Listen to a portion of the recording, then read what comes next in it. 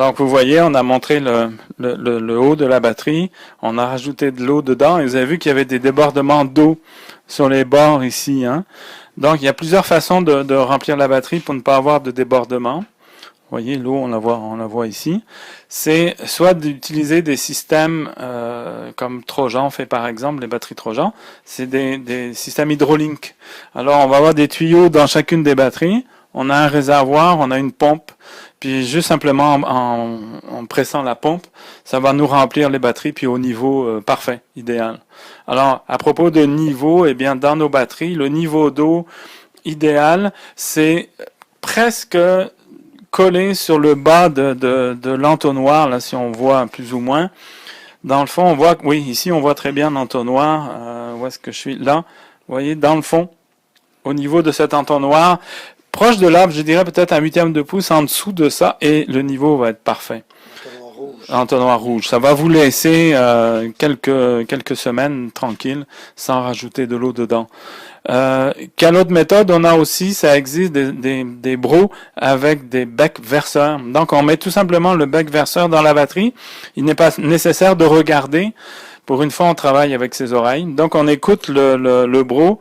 Tant qu'il va faire glou-glou, c'est qu'il va manquer de l'eau. Dès qu'il va arrêter, le glou-glou va arrêter, puis votre batterie, elle est parfaitement chargée. C'est quoi le bro? Un petit bro, ce serait un Brock BROC. Ça va être un contenant, si vous voulez, avec un bec verseur en haut, avec un ressort qu'on vient pousser dedans, puis l'eau va rentrer toute seule dans la batterie. Sinon, vous faites à la méthode conventionnelle avec un entonnoir, mais vous voyez ce que ça donne, on a des débordements. Alors, ce que je voudrais vous montrer, c'est de l'eau, bien sûr, il faut que ce soit l'eau la plus pure possible, c'est-à-dire de l'eau sans minéraux dedans. Donc, il faudrait que ce soit de l'eau déminéralisée.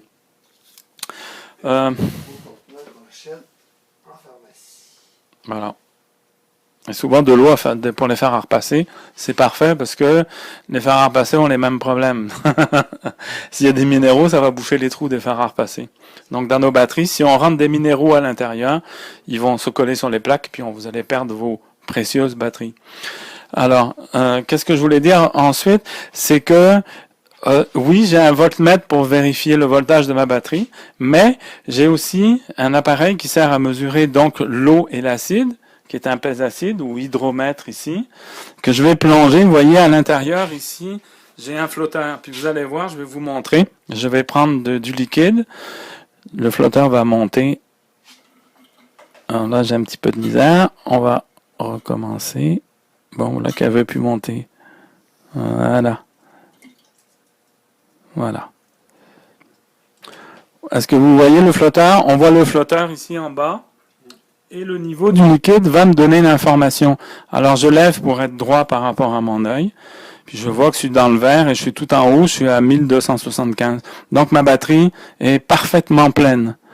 Maintenant, je vais faire une autre vérification. Donc, moi, j'ai mis de l'eau dans ce compartiment-là. Je vais faire un test. Voilà. Donc là, ça flotte. Je remonte. Et regardez bien. Vous voyez, le niveau du liquide est sur le rouge. Alors à ce moment-là, ça veut dire attention, ta batterie n'est pas chargée. Alors c'est parfaitement normal, puisque je viens de rajouter de l'eau dans ma batterie. Je viens donc de débalancer le mélange normal de la batterie. Il va donc falloir attendre, en général, la durée d'une charge pour que le niveau se remette reflète la réalité exacte de la batterie. Donc, mesurer... Pardon? La durée de charge varie selon le nombre de panneaux solaires que vous avez, ou ici on est relié sur hydro, selon ce qu'on a consommé dessus, donc c'est plusieurs heures de toute façon. Alors, qu'est-ce que je voulais vous dire encore sur le pèse-acide? C'est un appareil qui a toujours raison.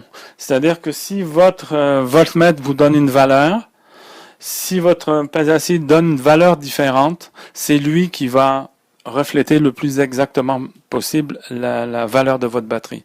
Donc nous on est content. On a mesuré toutes les batteries, puis elles sont toutes au niveau optimal. Donc les batteries sont en bonne santé. Et pourtant c'est des batteries qui ont déjà 8 ans. Donc gardez vos batteries chargées, vous allez les mener loin.